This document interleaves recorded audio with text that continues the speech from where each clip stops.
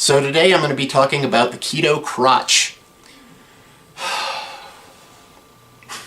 So, a year ago today, if you would have told me I've lost 100 pounds, and a year from then, I would have just thought,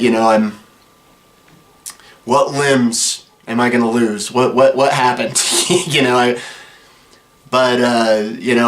Again, if you would have told me a year from now I'm going to be talking about stinky vaginas and stuff like that on YouTube,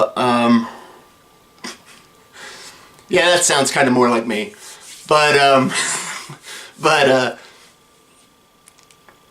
Anyways, the topic about this is was a Reddit forum that showed up, and it had these women complaining about keto crotch. It's kind of rumors of an odor and odor change, and it causing infections, bladder infections, yeast infections, things like that. And there's a little bit of a conspiracy, or just people are just saying these rumors aren't true and things like that. But the weird thing is like the thing that's causing it is magazines. A lot of magazines have posted all the articles about this keto crotch, and they've all come out around the same time. Some of these magazines are like People or Women's Health and the New York Post, and a lot of them have, if you read the articles and then you look in the back, you notice there's weight loss ads for things like Weight Watchers and Jenny Craig, things like that. So, so the magazines are getting ads from these companies. And the other thing now, like Weight Watchers has been rebranded to WW, I believe. The CEO actually came out and was trying to discredit the keto diet, saying that it's a fad, it doesn't work, and you're not going to lose weight on it. It's just something that isn't going to work for the long term. And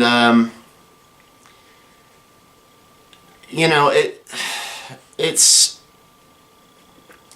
especially when there's obvious people out there showing their results in the keto community, and myself included, losing quite a bit of weight in a short amount of time. The more I see these posts, it's just just kind of like, really.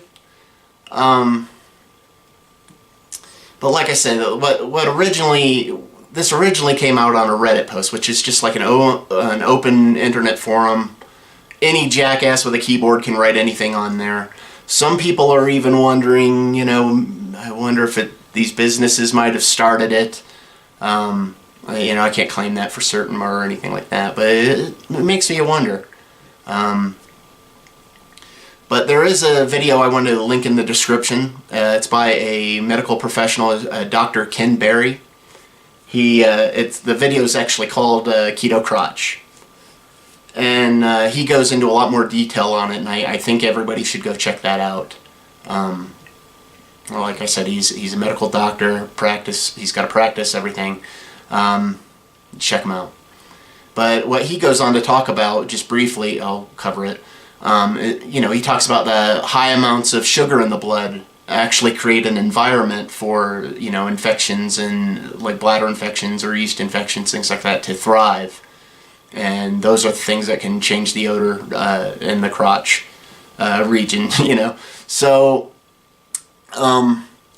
he even goes on to say, like, a lot of these people have chronic problems where they get 12, infections a year or whatever.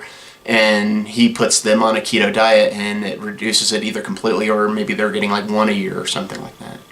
So, it's the fact that you're getting your sugar out of your bloodstream, and you're getting used to, your body's adapting to using the fat for a fuel source, it doesn't make any sense, you know, that the odor in the crotch will change, because the things that cause that are kind of, you know, the keto diet takes care of the problems, so that isn't going to happen. So it's just kind of something to look at. There's a lot of misinformation out there, and there's a lot of companies trying to sell their product and trying to get you to go a different direction, and it's all for profit. And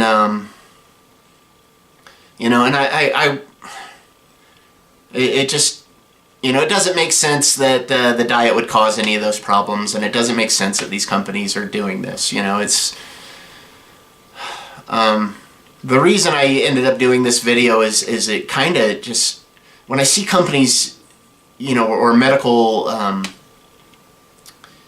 either medical professionals or something that are promoting, you know, something where there's an obvious, where they have a product or weight loss product or something, and they're telling you the keto diet doesn't work.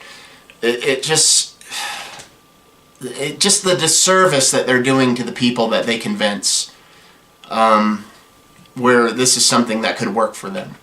And I get it that there are other diets and other things, you know, other routes that people can do, but you know, this is a definite tool that I wouldn't overlook if I was, you know, looking to lose a lot of weight.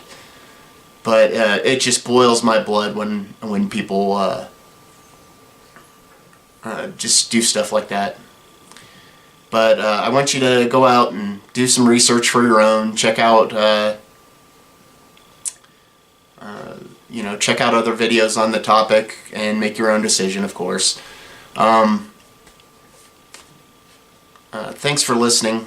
You know, get on this diet, lose weight, get in shape, and you know, stick with it. One thing I wanted to add about this diet is, you know, I am somebody that I've lost 100 pounds. It took me about 8 months to do it. I do exercise, but I also wanted to add that this is a diet that people lose a lot of weight on, and they don't need to exercise to do it. Me personally, I don't know why you wouldn't want to take advantage of it. I think, you know, but I understand if there's when I mean, I was 376 pounds at one time, and it hurt to get out of bed. The first 3 months, there's no way I could have went to the gym or anything like that. I had to lose. I think I lost close to 50 pounds before in the, you know, first 3 months, and that I felt a whole lot better. I felt like a different human being after that. So I just wanted to throw in an extra encouragement and things like that for people that are listening, if I didn't cover that before. But I'm proud of you guys for getting on it or thinking about doing it. I definitely recommend it.